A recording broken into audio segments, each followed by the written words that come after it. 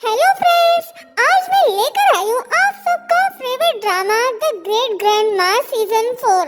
ये ड्रामा बहुत ही इंटरेस्टिंग और फनी है जो आप सबको जरूर पसंद आएगा।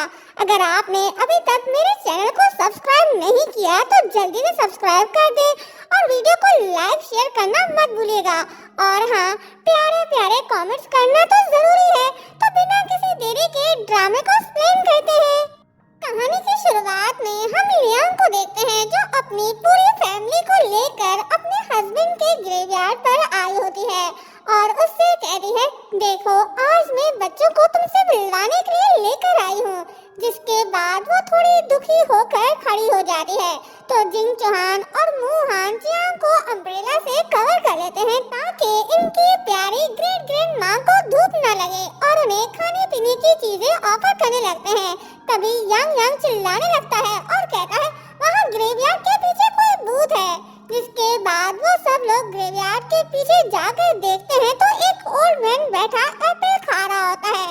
जिसे देखकर श्याम कहता है, ओह ये तो कोई होमलेस पर्सन लग रहा है, बेचारा भूखा होगा। तभी यांग यांग उस ओल्ड मैन पर गुस्सा करने लगता है और कहता है, यू ओल्ड मैन, तुम्हारी हिम्मत कैसे हुई वो एप्पल खाने की? वो मेरे ग्रेट ग्रैंड पा के लिए थी, मैं तुम्हें छोड़ूंगा नहीं। और उसे मारने के लिए उसके पास जाने लगता है लेकिन तभी यंग बा उससे कहता है, बकवास बंद करो, इतने बड़े हो गए हो लेकिन अब तक तुम्हें किसी चीज की अकल नहीं आई। जिसके बाद यांग उस ओल्ड मैन के पास जाती है और उसे बाकी सब चीजें भी दे देती है और कहती है, आप ये सब भी खा लें। जो देखकर वो ओल्ड मैन काफी खुश होता है और कहता है, तुम बहुत जीनियस और अच्छी हो, तुम सच में 70 साल बाद पुनर्जन्म डिजर्व करती हो। जो सुनकर लियांग एकदम से हैरान रह जाती है और मन ही मन कहती है, इसको कैसे पता कि मैं 70 साल बाद दोबारा से रीबॉर्न हुई हूँ। फिर हमें फ्लैशबैक दिखाया जाता है जहाँ हमें ये बताया जाता है कि लियांग का रीबॉर्न कैसे हुआ था, जो सीजन 1, 2 और 3 में ऑलरेडी बता दिया है। फिर हमें लियांग की आवाज सुनाई देती है जिसमें वो कहती है, मैं एक प्रोफेसर हूँ जो मरने के बाद दोबारा से रीबॉर्न हुई हूँ, एक ऐसी लड़की की बॉडी में जिसका नाम और मेरा नाम एकदम सेम है। प्रेजेंट में लियांग यंग बा की तरफ देख सोचती है, किस्मत ने मुझे एक और मौका दिया है अपने बेटे और ग्रैंडसन से मिलने का। जिसके बाद श्यांग उस ओल्ड मैन से पूछता है, आपको कैसे पता कि हमारी ग्रेट ग्रैंडमा का रीबॉर्न हुआ है? तो वो हंसने लगता है और यंग बा के पास जाकर कहता है, मुझे सिर्फ ये नहीं और भी बहुत कुछ पता है। मुझे ये भी पता है कि इस एज में भी तुम कितने लकी हो कि तुम्हारे मॉम और डैड दोनों अब तक जिंदा हैं। ये सुनकर यंग बा के साथ सभी हैरान होते हैं। तभी ओल्ड मैन कहता है, तुम्हारे दोनों पेरेंट्स जिंदा हैं, फिर भी तुम उनके ग्रेवयार्ड पर बैठे हो, और हंसने लगता है। यांग यांग उसे पागल समझता है और कहता है, बुढ़ा सटिया गया है इस उम्र में। तो मुहान उसे गुस्से से देखने लगता है। तभी ओल्ड मैन कहता है, सब कुछ क्लियर हो जाएगा, बस थोड़ा टाइम लगेगा। और ऐसी अजीब अजीब सी बातें कहते हुए वहाँ से चला जाता है और वो सब लोग हैरान होकर बस उसे देखते रह जाते हैं। जिसके बाद यांग सबसे कहती है, खड़े क्यों हो, चलो यहाँ से। वो ओल्ड मैन की बातों को उसका पागलपन समझकर इग्नोर कर देती है। फिर वो लोग वहाँ से चले जाते हैं। सीन यहीं पर चेंज होता है। हम एक आदमी को देखते हैं जिसका कार से एक्सीडेंट हुआ था। तभी वो आदमी जो कार ड्राइव कर रहा था वो अपने कार से बाहर आता है और उसे पूछता है, क्या तुम ठीक हो, तुम्हारा नाम क्या है, तुम्हारा परिवार कहाँ है? तो वो कहता है, मेरा नाम जी शिनयान है और मेरी वाइफ का नाम लियांग है। तभी हम देखते हैं कि उसके हाथ में लियांग की पिक्चर भी थी लेकिन उसका फेस हमें नहीं दिखाया गया। तो क्या उस ओल्ड मैन की बात सच थी? क्या यंग बॉ के डैड सच में वापस आ गए? ये तो हम आगे ही देख पाएंगे। दूसरी तरफ हम यंग बॉ को देखते हैं जो अपना सामान पैक करके अपने सारे सर्विस को डांट रहा होता है और कहता है, तुम लोगों ने मुझे पहले क्यों नहीं बताया कि मॉम बिजनेस ट्रिप पर जा रही है? अब जल्दी से मेरी टिकट बुक करवाओ, मैं भी मॉम के साथ जाऊंगा। तो लियांग पूछती है, तुम मेरे साथ जाना चाहते हो? वो हाँ कहता है। जिस पर लियांग कहती है, ठीक है फिर चलो हम अपना एक प्राइवेट जेट खरीद लेते हैं, क्या कहते हो? तो यंग बॉ कहता है, हाँ ये एक अच्छा आइडिया है। जिसके बाद लियांग कहती है, और एक विला भी जो बिल्कुल सिटी के सेंटर में हो और 100 सर्वेंट्स और नैनीज भी रखेंगे जो हर वक्त तुम्हारी सेवा करेंगे तुम्हारे ऑर्डर्स मानेंगे। मैं तो कहती हूँ खुद का एक सर्कस भी खोल लेते हैं जो तुम्हें हमेशा एंटरटेन करता रहेगा। ये सब सुनकर यंग बाओ से ज्यादा उसके ग्रैंडसन कंफ्यूज हो रहे होते हैं और मन ही मन सोचते हैं कि ये आज ग्रैंड माँ को क्या हो गया है। लियांग की ऐसी बातें सुन यंग बाओ भी समझ जाता है कि वो ये सब गुस्से में कह रही है, तो वो एकदम से मासूम सी शक्ल बनाकर लियांग से कहता है, ओ मॉम, क्या मैं आपके साथ नहीं चल सकता प्लीज? तो लियांग गुस्से में कहती है, नहीं, देखो अब तुम छोटे बच्चे नहीं हो, मैं वहाँ काम से जा रही हूँ, घूमने फिरने नहीं, और वैसे भी तुम्हारी तबीयत ठीक नहीं है तो अभी तुम्हारा जाना ठीक नहीं है। जो सुनकर वो मुंह बना लेता है। यंग बाओ की ऐसी शक्ल देख यांग से तो अपनी हंसी कंट्रोल ही नहीं होती। वो शायू से कहता है, देखो तो ग्रैंडपा तो तुमसे भी छोटे बच्चों की तरह रिएक्ट कर रहे हैं, अपने मॉम का पीछा छोड़ ही नहीं रहे। तो यंग बाओ से चुप रहने को कहता है और बोलता है, तुम जैसा बास्टर्ड मुझे सिखा रहा है जो खुद हमेशा अपने मॉम को तंग करता रहता था। शर्म तो तुम्हें आनी चाहिए। इस पूरे खानदान में सिर्फ तुम एक ही हो जो हर वक्त आवारागर्दी करते रहते हो। तुम्हारे भाई फिर भी तुमसे ठीक ही हैं और उसे खूब बातें सुनाने लगता है। जब बाकी सब देखते हैं कि अब यांग के बाद उनकी बारी है, तो वो सब अपनी अपनी जगह से उठकर किसी न किसी काम का बहाना बनाते हैं। जाओ यांग बोर्ड मीटिंग का बहाना बनाता है तो श्यांग कहता है कि एक बड़े डायरेक्टर ने उसे मूवी में रोल दिया है तो मीटिंग के लिए जाना होगा। और मुहान कॉल कर कहता है, अमांडा मेरा इंतजार करो, मैं बस पहुंचता हूँ। ये सुन यांग को मौका मिल गया। कहता है, देखो मुहान विदेश लड़कियों के पीछे भागा फिर रहा है, वो कुछ नहीं कर रहा। तो मुहान उसके पास आकर बैठकर कहता है, ये वर्ल्ड साइंस कॉन्फ्रेंस के स्टाफ का फोन है, मुझे अवार्ड लेने के लिए बुला रहे हैं, मैं तुम्हारी तरह वेला नहीं हूँ। ये बोलकर वो चला गया। जब जिंग चौहान जाने लगता है तो यांग उसे रोक पूछता है, अब तुम कहाँ जा रहे हो? तो यंग बाओ जवाब देता है, तुम्हारा तीसरा भाई अपनी ग्रेट ग्रैंड माँ को अपना आइडल मानता है। 3 मंथ पहले एक टॉप साइंटिफिक जर्नल में अपना पेपर पब्लिश कर चुका है और अब उसे हाइजिंग इंस्टीट्यूट में एडमिशन मिल गया है। एक तुम ही हो जिसने जी फैमिली का नाम बदनाम कर रखा है। वो सब जानबूझकर ऐसा इसलिए कर रहे थे ताकि वो यांग को ये एहसास दिला सकें कि इस घर में सिर्फ वो एक ही है जिसके पास कोई काम धंधा नहीं। जिसके बाद वो लियांग और यंग बाओ से कहता है, आप लोग मुझे ऐसे क्यों देख रहे हो? अभी शाओयू भी मेरे साथ ही है, देखो वो भी मेरी तरह फ्री बैठी है। लेकिन तभी शाओयू उठकर पियानो बजाने लगती है और काफी अच्छा प्ले करती है, जिसे सुनकर यंग बाओ और लियांग बहुत ज्यादा खुश हो जाते हैं। लेकिन यांग तो अपना मुंह छुपा रहा होता है। तभी शाओयू उसके पास आकर कहती है, अंकल आप मुझे नहीं बोल रहे थे? आपको पता है कल मैंने अपना म्यूजिक टेस्ट दिया है और उसमें मैं फर्स्ट आई हूँ। तो यांग स्माइल करता है और कहता है, शाओयू तुम तो ग्रेट हो। जो देखकर यंग बाओ गुस्सा करने लगता है और उससे कहता है, देखो तुम तो शाओयू से भी कम्पीट करने के काबिल नहीं हो, वो भी कुछ ना कुछ करती रहती है। एक तुम ही नालायक हो, किसी काम के नहीं हो, एकदम निकम्मे। जो सुनकर वो बिल्कुल खामोश हो जाता है। नेक्स्ट सीन में हम यंग बाओ को देखते हैं जो गार्डन में बैठकर टी एंजॉय कर रहा होता है। तभी वहाँ यांग आता है और कहता है, आप ग्रेट ग्रैंड माँ को अब्रॉड अकेले भेज रहे हो? ग्रैंड माँ अभी यंग है, ब्यूटीफुल है, अगर किसी के चक्कर में फंस गई तो? मैंने तो बहुत से लोगों को देखा है जिनकी मॉम दूसरी शादी कर लेती है, लेकिन क्या आप इस एज में अपने स्टेप फादर को एक्सेप्ट करेंगे? सुनने में थोड़ा अजीब लग रहा है ना? ये सुन यंग बाओ एकदम से सीरियस हो जाता है और वो यांग से कहता है, तुम ठीक कह रहे हो, चलो अपनी तैयारी करो, मॉम के साथ तुम जाओगे अब्रॉड। ये सुनकर वो मन ही मन तो बहुत ज्यादा खुश हो जाता है। ये यही तो चाहता था, लेकिन फिर ड्रामा करने लगता है। यंग बाओ से कहता है, ओह सॉरी, लेकिन मैं बहुत बिजी हूँ तो मैं नहीं जा पाऊंगा। जो सुनकर यंग बाओ समझ जाता है कि इतनी आसानी से नहीं जाने वाला, तो वो उससे कहता है, अच्छा बताओ क्या चाहते हो तुम? तो यांग मुस्कुरा कर कहता है, हाँ अब थोड़ी काम की बात की ना आपने, वैसे मुझे याद आया, आप मुझे कुछ बोल रहे थे। हाँ याद आया,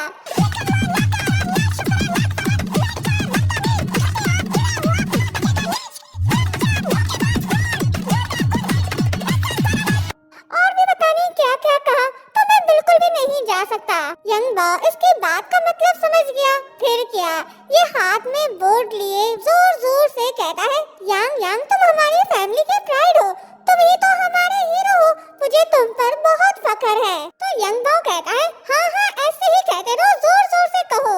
और लियांग के साथ कार में बैठकर चला जाता है तो यंग बाओ उस बोर्ड को फेंक देता है और कहता है, बड़ा आया, इसे तो मैं बाद में देख लूंगा, समझता क्या है खुद को।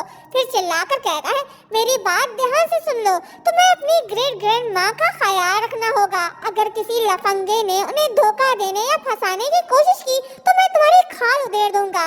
दूसरी तरफ हम शियांग फैमिली के सेकंड यंग मार्शल वैंग यी को देखते हैं जो अपने बिग ब्रदर शेंजी के साथ चेस खेल रहा होता है और उसे कहता है, अरे यार तुमने फिर से मुझे हरा दिया। तभी वहाँ एक सर्वेंट आता है जो वैंग यी से कहता है, आपके एरोस्पेस इंस्टीट्यूट स्पेस प्रोजेक्ट के मेंबर्स की लिस्ट आ गई है, आप चेक कर लें। तो वो उस लिस्ट को देखने लगता है जिसके बाद वो लियांग का नाम लेता है, जो सुनकर शेंजी एकदम से हैरान हो जाता है, लेकिन मन ही मन खुश भी होता है कि वो लियांग से मिलने वाला है। और यहाँ हमें उसका चेहरा दिखाया जाता है जो लियांग के हस्बैंड से थोड़ा मिलता जुलता है। तो क्या ओरवेन की बात सच निकली, इसका भी रीबॉर्न हुआ है? अगर नहीं तो ये लियांग को कैसे जानता है, ये तो हम आगे ही देख पाएंगे। दूसरी तरफ हम लियांग और यांग यांग को देखते हैं जो बीजिंग साइंस एकेडमी पहुँच जाते हैं, जहाँ वैंग यी प्रोफेसर मिन से प्रोजेक्ट के बारे में बात कर रहा होता है। जब लियांग अंदर जा रही होती है तो उन दोनों को वजह समझकर प्रोफेसर मिन उन्हें रोक लेते हैं और कहते हैं, तुम दोनों को यहाँ आने की परमिशन किसने दी?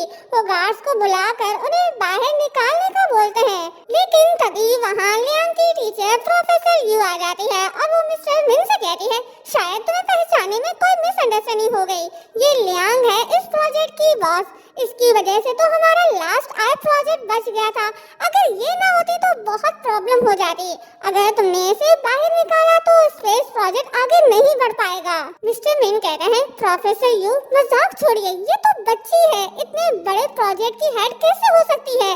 तो मिस्टर यू उसे ऑफिशियल अपॉइंटमेंट लेटर देती है और कहती है, वैंग यी इसका असिस्टेंट होगा। ये सुन मिस्टर मिन कहते हैं, मेरा स्टूडेंट किसी और का असिस्टेंट क्यों? वैंग यी मैथ जीनियस है, नेशनल रिसर्च का हिस्सा रहा है और सबसे यंग पीएचडी होल्डर। जरा मैं इसे गूगल तो करूं। वो लियांग के बारे में चेक करने के बाद कहता है, एक फ्रेशर जिसने किसी टैलेंट शो में पार्ट लिया था, इसका तो रिसर्च से दूर दूर तक लेना देना नहीं, पक्का ये किसी सिफारिश से यहाँ आई है। तभी यान यांग की ओवर एक्टिंग शुरू हो जाती है, वो सबके सामने लियांग को चिल्ला चिल्ला कर इंट्रोड्यूस करवाने लगता है और उसके तारीफों के पोल भी बांध रहा होता है, जो सुनकर लियांग बहुत ज्यादा शर्मिंदा हो रही होती है और उसे चुप करवाने की भी कोशिश करती है, लेकिन यांग यांग जो एक बार शुरू हो जाए चुप होने का नाम ही नहीं लेता। तो लियांग कह रही है, आज तुम मेरे हाथों से मरोगे। मिस यू भी प्रोफेसर मिन को डिटेल में लियांग के सारे प्रोजेक्ट के बारे में बताती है, जो सुनकर मिस्टर लिन लियांग से माफी मांगते हैं और कहते हैं, मैंने तुम्हें पहचानने में गलती की। तो लियांग कह रही है, कोई बात नहीं। तभी वैंग यी लियांग को देखकर बहुत ज्यादा खुश हो जाता है और कहता है, मैं बहुत खुश हूँ कि मुझे आपके साथ काम करने का मौका मिला। आपको पता है, आपसे मिलने के लिए मैं बहुत एक्साइटेड था, इस प्रोजेक्ट में आपसे बहुत कुछ सीखने को मिलेगा। तो मिस्टर मिन कहते हैं, जी नहीं, तुम नहीं बल्कि मैं इस प्रोजेक्ट में मिस लियांग को असिस्ट करूंगा। और लियांग से कहते हैं, मुझे उम्मीद है आप मुझे चूज करेंगी क्योंकि मैं वैंग यी से ज्यादा एक्सपीरियंस हूँ। प्लीज आप मुझे एक बार अपने साथ काम करने का मौका दें। आई प्रॉमिस मैं आपको निराश नहीं करूंगा। टीचर और स्टूडेंट के बीच लड़ाई शुरू हो गई। वैंग यी कहता है, ये ठीक नहीं है, प्रोजेक्ट मेरा है, आप मुझे छीन नहीं सकते। तभी मिस यू प्रोफेसर मिन से कहती है, शर्म करो, अपनी एक्साइटमेंट के चक्कर में तुम बच्चे से प्रोजेक्ट नहीं ले सकते। अपनी उम्र देखो और अपना काम देखो। तुम एक बच्चे से उसकी मेहनत छीनना चाहते हो और उसे अपने साथ ले जाती है। वैंग यी बहुत एक्साइटेड होकर लियांग से कहता है, मैं बहुत खुश हूँ कि मुझे आपके अंडर वर्क एक्सपीरियंस मिलने वाला है। आप प्लीज मुझे अपना स्टूडेंट बना लो। और उसे टीचर लियांग कहकर बुलाता है तो लियांग कहती है, मुझे टीचर मत कहो, तुम और मैं ऑलमोस्ट सेम एज के हैं, तो मुझे मेरे नाम से बुला सकते हो। और वहाँ से चली जाती है। उसे देख वैंग यी मन ही मन सोचता है, मुझे ऐसा क्यों लग रहा है कि मैंने इस लड़की को कहीं देखा है, शायद बिग ब्रदर के पास, क्योंकि शिंगयांग हर टाइम लियांग की पिक्चर लेकर घूमता था। इसके बाद हम शिंगयांग को देखते हैं जो अब भी लियांग की पिक्चर को देख रहा होता है। दूसरी तरफ हम लियांग को देखते हैं जो यांग यांग के साथ कहीं जा रही होती है, लेकिन तभी उसे रियलाइज होता है कि कोई उसे फॉलो कर रहा है। तो वो यांग यांग से कहती है, मुझे पता चल गया है, उन सबको वापस भेजो। यांग यांग कहता है, क्या मतलब, और ऐसे प्रिटेंड करता है जैसे उसे कुछ पता ही ना हो। तो लियांग कहती है, ये फूड वंडर और वो स्वीपर तुम्हारे ही आदमी है ना। जो सुनकर यांग यांग एकदम हैरान रह जाता है और कहता है, वाओ, आपकी ऑब्जर्वेशन कितनी अच्छी है, आपकी जगह मैं होता तो कभी भी ये पता नहीं लगा पाता। फिर वो उन दोनों को बुलाता है और कहता है, आपसे ग्रैंडमा पर नजर रखने की कोई जरूरत नहीं, और लियांग से कहता है, चलिए। तो लियांग कहती है, मुझे उल्लू बनाने की कोशिश मत करो, उस आदमी को भी निकालो जो प्लांट्स के अंदर छुपकर मुझ पर नजर रख रहा है। तो यांग यांग कहता है, वाओ, आप तो जीनियस हैं, और उस आदमी को भी भेज देता है। तो लियांग उससे कहती है, अगर तुमने ऐसी हरकत दोबारा की तो मैं तुम्हारी पॉकेट मनी बंद कर दूंगी और साथ ही आजादी भी।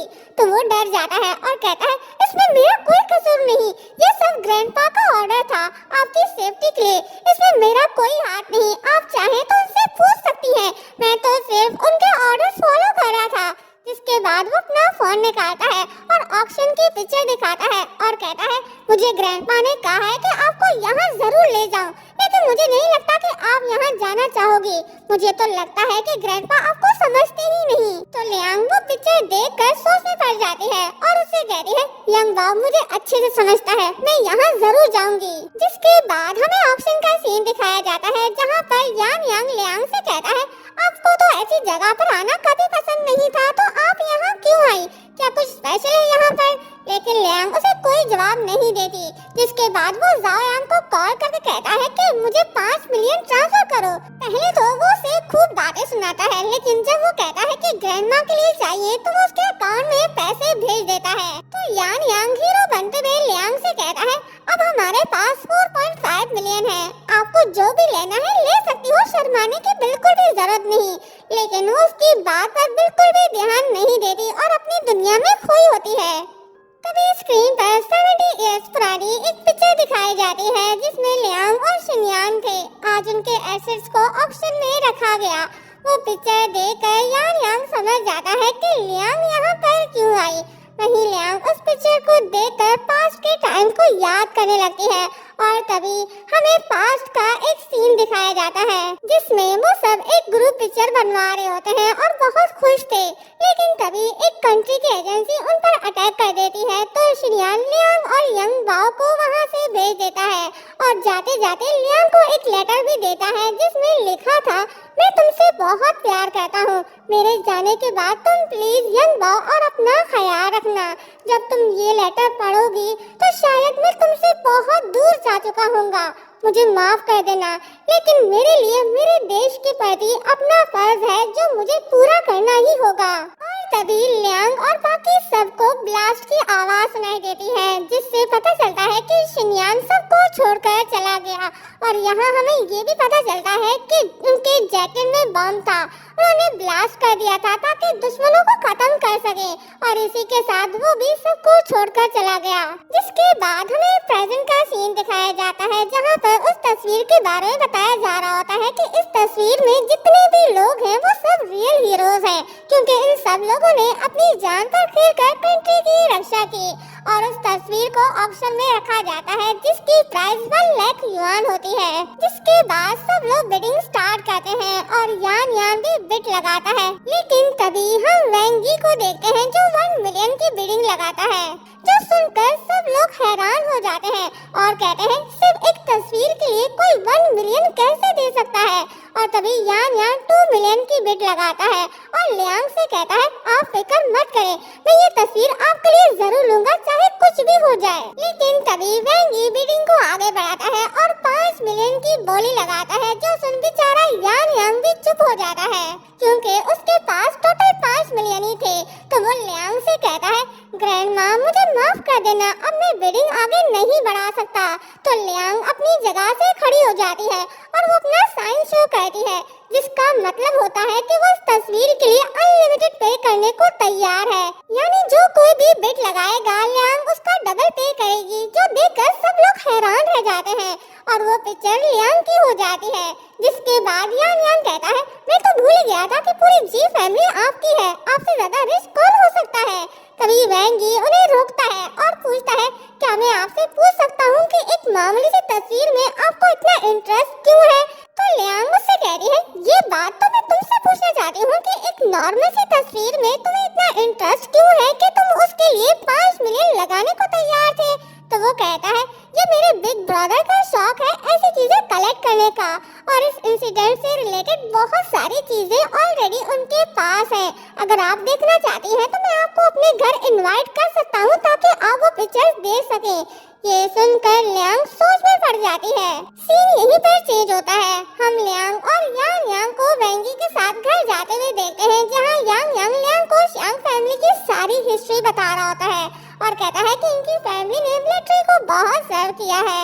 इस फैमिली के अब बस 2 ही यंग मास्टर हैं। वेंगी सेकंड यंग मास्टर है, इसे बचपन से ही सब जीनियस कहते हैं। तो लियांग कहती है, फर्स्ट यंग मास्टर का क्या, तुमने उसके बारे में नहीं बताया। तो वो कहता है, क्योंकि मुझे भी उसके बारे में ज्यादा नहीं पता, वो बहुत ही मिस्टीरियस पर्सन है और लोगों से बहुत ही कम मिलता है। जिसके बाद वेंगी लियांग और यांग यांग को शेंजी के कलेक्शन रूम में ले आता है और कहता है, यहाँ ब्रदर ने जिन हुई से रिलेटेड बहुत सारी मेमोरीज को संभाल कर रखा हुआ है, जो देखकर लियांग बहुत ज्यादा सरप्राइज होती है क्योंकि वहाँ सारी चीजें उसकी और शिनयांग की मेमोरीज में से थी। तभी वो एक पेंटिंग को देखती है और कहती है, मैंने कभी एक्सपेक्ट नहीं किया था कि ये पेंटिंग तेंगशू यूनिवर्सिटी से यहाँ तक आ पहुँचेगी। तो ये सुनकर वेंगी थोड़ा हैरान होता है और कहता है, आपको कैसे पता चला कि ये पेंटिंग ब्रदर ने यूनिवर्सिटी से ली। वैसे इस पेंटिंग में जो लड़की है वो सेम आपके जैसी लग रही है, ऐसा लग रहा है कि ये आपकी ही तस्वीर है। तो यांग यांग फौरन कहता है, ये सिर्फ एक कोइंसिडेंट है, तुम खुद सोचो कोई 70 साल बाद इतना परफेक्ट कैसे हो सकता है। अगर ये वही सेम पर्सन होती तो अब तक बहुत ज्यादा ओल्ड हो गई होती। और हंसने लग जाता है तो लियांग उसे गुस्से से देखने लग जाती है तो वो चुप हो जाता है। जिसके बाद लियांग वेंगी से कहती है, आप लोगों का इस फैमिली से कोई रिलेशन है क्या? I mean, आप लोगों ने इतना कुछ कलेक्ट कर रखा है, बस ऐसे ही पूछ रही हूँ। तो वो कहता है, नहीं हमारा कोई रिलेशन नहीं, लेकिन पता नहीं क्यों मेरा भाई ये कलेक्शन जमा करने का इतना शौक रखता है, मुझे कुछ नहीं पता। लेकिन तभी वहाँ शेंजी आता है। जब दोनों एक दूसरे को देखते हैं तो हैरान रह जाते हैं। यांग यांग लियांग को बताता है, ये है शियांग फैमिली का फर्स्ट यंग मास्टर शेंजी। दोनों एक दूसरे को देखने लगे। तभी लियांग शेंजी के पास जाती है और उसे वो पिक्चर दिखाती है जो उसने ऑक्शन में जीता था। पूछती है, क्या मैं जान सकती हूँ कि आप ये सब क्यों कलेक्ट कर रहे हो? ज़ैनहुई शिप के लोगों से आपका क्या कनेक्शन है? तो वो उसे कोई जवाब नहीं देता और उसे तस्वीर लेकर ऐसे देखने लगता है जैसे वो उसके लिए बहुत ज्यादा इम्पोर्टेंट है और फ्रेम करने लगता है। तो ये देख यांग यांग चिल्लाने लगता है और कहता है, ओए ये तुम क्या कर रहे हो? हद हो गई, तुम तो मुझसे भी ज्यादा बदतमीज निकले। सुन भी रहे हो जो मैं कह रहा हूँ? ये फोटो हमने ऑक्शन में पैसे देकर खरीदा है और तुम हो के अपने पास फ्रेम करके रख रहे हो। लेकिन वो उसकी एक नहीं सुनता। तभी वेंगी उन्हें बताता है कि शेंजी एक नॉर्मल पर्सन नहीं है, बचपन से ही उसे ऑटिज्म है, इसी वजह से आपको उसका बिहेवियर थोड़ा अजीब लग रहा होगा। लियांग को उसके लिए बुरा लग रहा होता है। शेंजी बताता है, बचपन से ही ये बात नहीं कर सकता, अपनी ही दुनिया में मगन रहता है, इसलिए तो किसी से नहीं मिलता। लेकिन कुछ महीने पहले भाई का कार एक्सीडेंट हुआ था और तब हमें ड्राइवर ने बताया कि भाई ने पूरा एक सेंटेंस बोला था, लेकिन जब ये होश में आया तो उसे कुछ भी याद नहीं था। जिसके बाद ये फिर से म्यूट हो गया। लेकिन यांग यांग को उस पर बिल्कुल भी तरस नहीं आता। वो चिल्लाकर कहता है, ये तस्वीर हमने पैसों से ली है, तुम इसे फ्रेम करके कैसे रख सकती हो? लेकिन शेंजी उसे ऐसे इग्नोर करता है जैसे वो वहाँ पर है ही नहीं। तो ये देखकर वेंगी उसे सॉरी बोलता है और कहता है, ब्रदर ये पिक्चर वापस नहीं करेंगे, मैं उन्हें बचपन से जानता हूँ। एक दफा ये किसी चीज के पीछे पड़ जाए तो फिर उसकी जान आसानी से नहीं छोड़ते। अब ये तस्वीर इनकी हो गई और ये किसी भी कीमत पर किसी को नहीं देंगे। तभी लियांग शेंजी से कहती है, क्या मैं कभी कभार आपका ये कलेक्शन देखने आ सकती हूँ? तो उसे कोई जवाब नहीं देता। तो वेंगी कहता है, भाई बोल नहीं सकते और मुझे लगता है कि ये हमारी बात भी नहीं समझ सकते। लेकिन तभी शेंजी लियांग के पास आता है और उसे अपने गले में पहनी हुई की उतार कर उसे देता है, जो देखकर वेंगी तो बहुत ज्यादा हैरान हो जाता है और कहता है ये कैसे हो गया? इसने आपको अपने स्टोरेज रूम की की दे दी। आपको पता है आज से पहले इसने कभी किसी को भी उस रूम में आने की परमिशन नहीं दी। इसका मतलब ये हुआ कि ये आपकी बात समझते हैं। जिसके बाद वो शेंजी से पूछता है भाई क्या आप चाहते हो कि मिस लियांग अक्सर यहाँ आया करे? तो शेंजी सर हिलाकर हाँ कहता है और शर्माते हुए वहाँ से चला जाता है। तभी वेंगी कहता है आज मैं भाई का ऐसा बिहेवियर देखकर बहुत ज्यादा हैरान हूँ, क्योंकि आज से पहले ये कभी भी किसी के साथ इतना फ्रेंडली नहीं हुए कि उसे अपने स्टोरेज रूम की की दे दे। जिसके बाद यांग यांग और लियांग शांग हाउस से बाहर निकल रहे होते हैं। लियांग चुपचाप और किसी गहरी सोच में खोई होती है, तो ये देख यांग यांग पूछता है क्या हुआ, आप कुछ परेशान लग रही हो? तो लियांग कहती है पता नहीं क्यों, लेकिन जब से मैंने वेंगी के भाई को देखा मुझे ऐसा लगा जैसे मैं उसे पहले से ही जानती हूँ। तो यांग यांग कहता है हाँ वो तो बोल भी नहीं सकता, अगर वो बोल पाता तो आप उसे सीधा पूछ लेती। नेक्स्ट सीन में हम वेंगी और शेंजी को देखते हैं जो नदी किनारे फिशिंग करने जा रहे होते हैं। शेंजी के हाथ में अब भी वो तस्वीर होती है। तभी वेंगी उससे कहता है कितने दिनों बाद हम फिशिंग के लिए आए हैं, वैसे आपसे बेहतर कोई भी फिशिंग नहीं कर सकता, ये बात तो माननी पड़ेगी। तभी उनको वही वो ओल्ड मैन नजर आता है जो लियांग को ग्रेवयार्ड में मिला था। वो वेंगी से कहता है एक बहुत ही अच्छी अपॉर्चुनिटी आ रही है, तुम लोग बस उसका इंतजार करना। वेंगी उसे पागल समझकर उसकी बातों को इग्नोर करता है और कहता है सॉरी हम इन फजूल बातों पर यकीन नहीं करते, और वहाँ से जाने लगता है। लेकिन तभी वो ओल्ड मैन उससे कहता है अच्छा तो 5 मंथ पहले जब तुम्हारे भाई का एक्सीडेंट हुआ था तब क्या हुआ था? वो लड़का जो आज तक कभी नहीं बोला, उस दिन अचानक उसने एक पूरा सेंटेंस बोल दिया, सही कहा ना? ये सुन वेंगी एकदम से हैरान हो जाता है और पूछता है आपको कैसे पता ये सब? तो वो स्माइल करता है और कहता है मुझे सब कुछ पता है, ये लड़का एक नॉर्मल पर्सन है, लेकिन इसकी आत्मा कहीं गुम हो गई है, वो उसे वापस जरूर मिल जाएगी और ये एकदम ठीक हो जाएगा, लेकिन उसके लिए इसे एक अपॉर्चुनिटी की जरूरत है जो बहुत जल्द ही आने वाला है, जिससे इसकी पूरी लाइफ बदल जाएगी। तो वेंगी कहता है क्या आप ये कहना चाहते हो कि ये एकदम ठीक हो जाएगा? तो वो कहता है हाँ सब ठीक हो जाएगा, लेकिन तब जब इसे वो पर्सन मिलेगा जिसके साथ इसकी डेस्टिनी जुड़ी हुई है। तो वेंगी एक्साइटेड होकर पूछता है तो वो पर्सन से कहाँ मिलेगा? तो वो कहता है हाचिंग में, और ये कहते हुए वहाँ से चला जाता है। वेंगी सोच में पड़ जाता है। दूसरी तरफ हम पूरी टेक्निकल टीम और मीडिया को देखते हैं जो प्रोफेसर लियांग का वेट कर रहे होते हैं, और सब लोग जानने के लिए बहुत ही क्यूरियस थे कि प्रोफेसर लियांग दिखती कैसी है। तभी वहाँ लियांग और यांग यांग आते हैं, जिसे देखकर सब हैरान रह जाते हैं और एक दूसरे से बातें करने लग जाते हैं कि एक छोटी सी लड़की प्रोफेसर है, क्या हम इसका इंतजार कर रहे थे? तभी वहाँ प्रोफेसर यू आती है जो लियांग से कह रही है अगर तुम यहाँ पर ना आती तो बहुत बड़ी प्रॉब्लम हो जाती, जो काम हम इतने दिनों में नहीं कर पाए वो तुमने सिर्फ कुछ दिनों में ही कर दिया, तुम सच में बहुत जीनियस हो, I am proud of you. अब नेक्स्ट मिशन हमारा सैटेलाइट कनेक्ट करने का है, मुझे उम्मीद है कि वो भी तुम बहुत अच्छे से कर लोगी। तो लियांग कहती है आप फिक्र ना करें, मैं अपनी पूरी कोशिश करूंगी इस प्रोजेक्ट को अच्छे से हैंडल करने का। जिसके बाद उसकी वैन आ जाती है और वो यांग यांग के साथ जाने लगती है, लेकिन तभी प्रोफेसर मिन आते हैं और वो लियांग को रोकते हैं और अपने साथ एक अजीब से दिखने वाले लड़के को भी लेकर आता है जिसका नाम लियू चैन है, और कहता है ये मेरा ग्रैंडसन है, मैं चाहता हूँ तुम इसे भी हाइचिंग ले जाओ, जाते हुए तुम दोनों एक दूसरे से बात भी कर लेना। लियांग तो उस अजीब से दिखने वाले लड़के को हैरान होकर देख रही होती है जो किसी एलियन से कम नहीं लग रहा था, और तभी वहाँ पर दूसरा एलियन यानी कि हमारा यांग यांग भी आ जाता है जो उस लड़के का बहुत बड़ा फैन था। और यहाँ हमें ये पता चलता है कि लियू चैन एक टॉप रैपर है। तभी प्रोफेसर यू कहती है ये तुम क्या कर रहे हो, कहीं तुम चोरी छुपके लियांग के लिए ब्लाइंड डेट तो अरेंज नहीं कर रहे?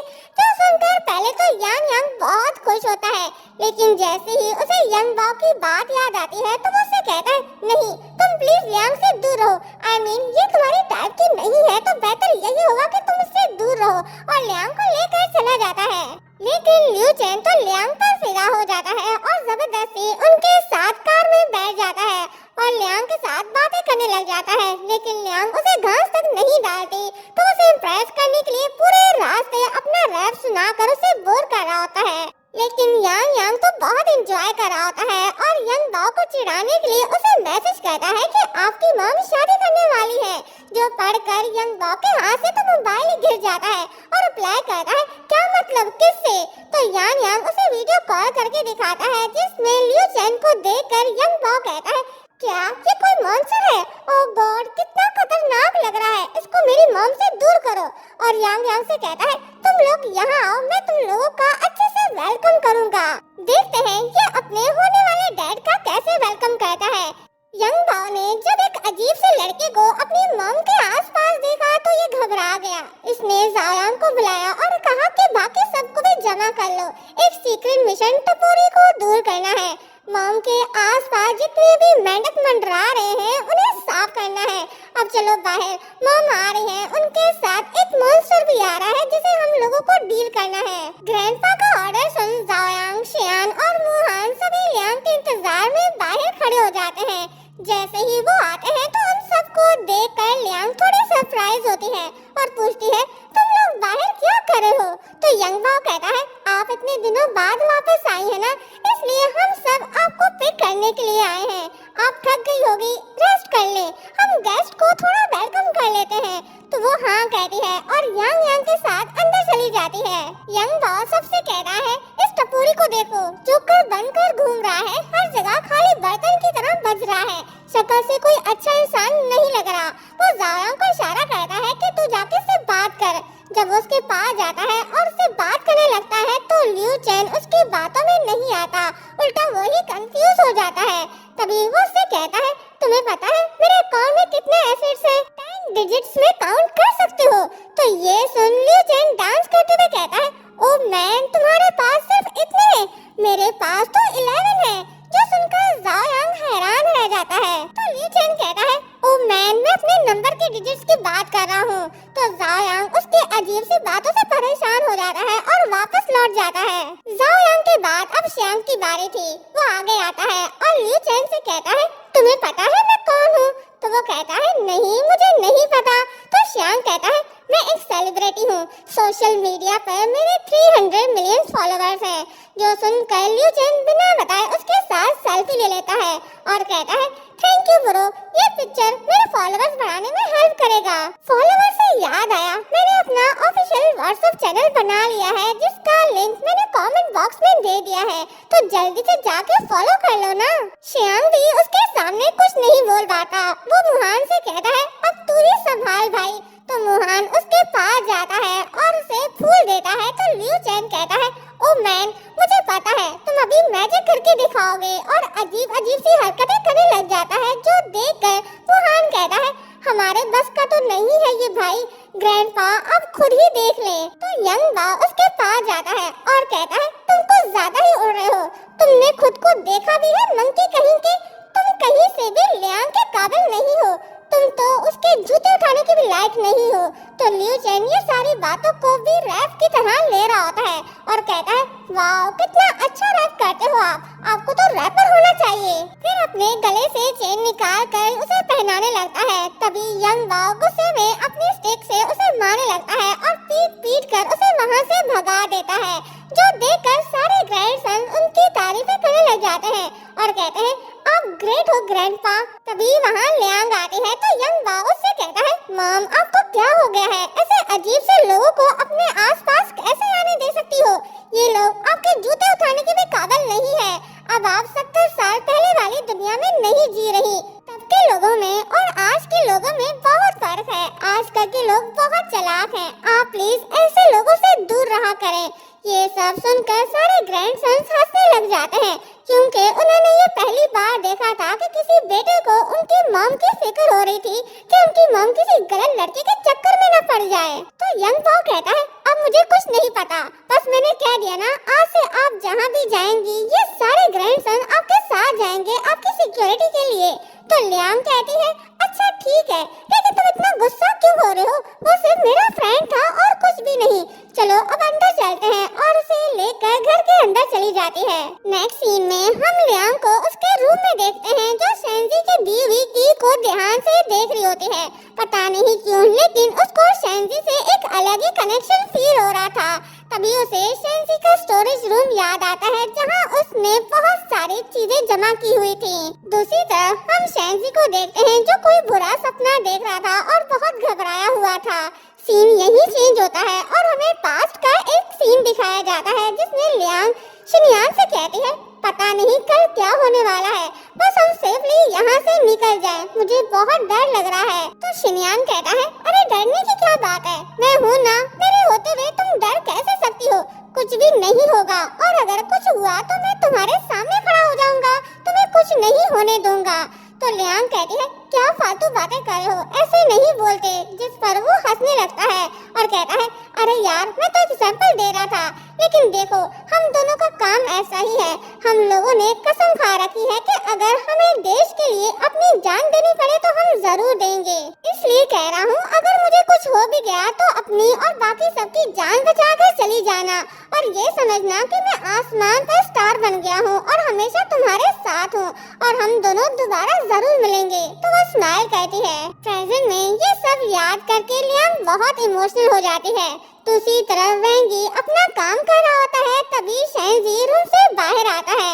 उसे देखकर वेंगी थोड़ा डर जाता है और टाइम देखकर उससे कहता है भाई अपनी रात को क्यों जाग गए। शेंजी बार बार लियांग का नाम पुकारा था। वेंगी को लगा कि शायद उसने कुछ कहा तो वो हैरान होकर उसके पास आता है और पूछता है आपने कुछ बोला। तभी वो लियांग का नाम लेता है जो सुनकर वेंगी बहुत खुश होता है क्योंकि बचपन से आज तक वो हमेशा चुप ही रहा है। ये पहली बार है जो उसने कुछ बोला। वेंगी उससे कहता है बोलो भाई क्या कहना चाहते हो। तो वो की के बारे में पूछता है जिस पर वेंगी कहता है लेकिन वो लोग तो हैचिंग गए हैं। फिर कहता है मुझे लगता है लियांग ही वो गोल्डन अपॉर्चुनिटी है जिसके बारे में वो मास्टर बात कर रहे थे। शेंजी अब ठीक से बोल नहीं पा रहा था और बार बार टी के बारे में पूछ रहा था और उसे लियांग के ख्याल भी आ रहे थे जिससे उसके सर में दर्द होने लगता है। तो वेंगी कहता है भाई अब क्या कहना चाहते हो, चाबी, क्या आपको वो चाबी चाहिए जो आपने लियांग को दिया था। शेंजी हाँ कहता है तो वेंगी कहता है ठीक है मैं अभी जाकर उसे ले आता हूँ। नेक्स्ट सीन में हम यांग को देखते हैं जो मोबाइल पर रील्स देखकर एंजॉय कर रहा था। तभी यंग बाओ उसके सर पर आकर खड़ा हो जाता है और कहता है तुम यहाँ रील्स देखकर एंजॉय करो और मैं तुम्हें कब से ढूंढ रहा हूँ, मुझे तुमसे कुछ बात करनी है। वो कहता है हम बोलो क्या बात करनी है। जिस पर यंग बाओ कहता है जब से मॉम बीजिंग से वापस आई हैं बहुत अपसेट लग रही हैं, क्या वहाँ पर कुछ हुआ था। ये सुनकर यांग सोचने लग जाता है। फिर कहता है नहीं वहाँ तो ऐसा कुछ नहीं हुआ। इस पागल को शेंजी वाली बात ही याद नहीं रहती। जिसके बाद वो यंग बाओ से कहता है मुझे लगता है ग्रैंड मॉम बहुत लोनली फील करती हैं, आजकल उन्हें ग्रैंडपा की याद सताती होगी। आप समझने की कोशिश करें, वो कोई ओल्ड वुमेन नहीं बल्कि एक जवान लड़की है, उसके मन में भी बहुत सी इच्छाएं होंगी। आपको उनके लिए इतना स्ट्रिक्ट नहीं होना चाहिए। I mean, उनको भी डेट्स पर जाने की परमिशन होनी चाहिए, यही तो उम्र है उनकी डेटिंग करने का। तो यंग बाओ सोच में पड़ जाता है। फिर कहता है हाँ तुम ठीक कह रहे हो, यही तो उम्र है, मुझे ऐसा नहीं सोचना चाहिए। जिसके बाद वो यांग से कहता है क्या तुम मुझे एरोबिक या योगा कुछ ऐसा कुछ सिखा सकते हो या किसी ट्रेनर के बारे में बता सकते हो। पहले तो यांग हैरान होकर उन्हें देखने लग जाता है। फिर कहता है हाँ मैं आपकी एक हेल्प कर सकता हूँ। जिसके बाद वो एक रोबोट के साथ एरोबिक करते हैं और बहुत ज्यादा एंजॉय भी करते हैं। यंग बॉय कहता है मैं स्ट्रॉन्ग बनना चाहता हूँ ताकि अगर मेरी मॉम को कोई तंग करे तो मैं उसे सबक सिखा सकूँ। दूसरी तरफ हम लियांग को देखते हैं जो अब भी उन सब चीजों और यादों में खोई होती है। तभी उसे वेंगी की कॉल आती है जो उससे कहता है आपको याद है मैं आपको बीजिंग में मिला था, मेरा भाई जिसने आपको की दी थी। प्लीज आप मेरी बात का बुरा मत मानिएगा, लेकिन वो बिल्कुल एक छोटे बच्चे की तरह है। अब वो अपनी दी हुई की आपसे वापस लेना चाहता है। तो लियांग कहती है इसमें बुरा मानने वाली क्या बात है, आप मुझे एड्रेस सेंड कर दो, मैं किसी को भेज कर वो वापस भेज देती हूँ। जिसके बाद वेंगी उसे एड्रेस भेजता है तो लियांग थोड़ी सरप्राइज होती है और खुद से कह रही है ये लोग यहाँ कब शिफ्ट हुए। यंग बाओ और यांग एरोबिक करके थक चुके थे। यंग बाओ वहीं जमीन पर सो जाता है। तभी लियांग वहाँ आती है और उसे नीचे सोता देखकर उसे उस पर बहुत ग्रैंडपा आपके लिए एरोबिक्स सीख रहे हैं ताकि अगर कोई आपको बुली करे तो वो आपको प्रोटेक्ट कर सके। जो सुनकर लियांग स्माइल करने लगती है, फिर कहती है इस उम्र में इसे ये सब करने की क्या जरूरत है, तबीयत खराब हो गई तो। तभी वहाँ जिंग चौहान आता है जो काफी एक्साइटेड दिखाई दे रहा था, जिसके बाद वो लियांग के पास आता है और कहता है मुझे आपको एक जरूरी बात बतानी है। लेकिन तभी यांग यांग उससे कहता है चुप रहो, तुम्हें दिखाई नहीं दे रहा ग्रैंडपा सोए हुए हैं, वो उठ जाएंगे। तो जिंग चौहान स्लोली लियांग से बात करने लगता है तो यांग यांग कहता है ऐसा भी कौन सा बड़ा कारनामा अंजाम करके आए हो जो तुमसे रहा नहीं जा रहा। तुम तो ऐसे प्रिटेंड करो जैसे ग्रैंडमा का सारा टैलेंट तुमने इनहेरिटेड कर लिया हो। तो वो कहता है एटलीस्ट मैं तुमसे तो बेहतर हूँ जो हर वक्त फालतू बैठा रहता है। जिस पर यांग यांग कहता है ओ हेलो, मैं फालतू जरूर हूँ लेकिन तुम्हारी तरह बोरिंग नहीं।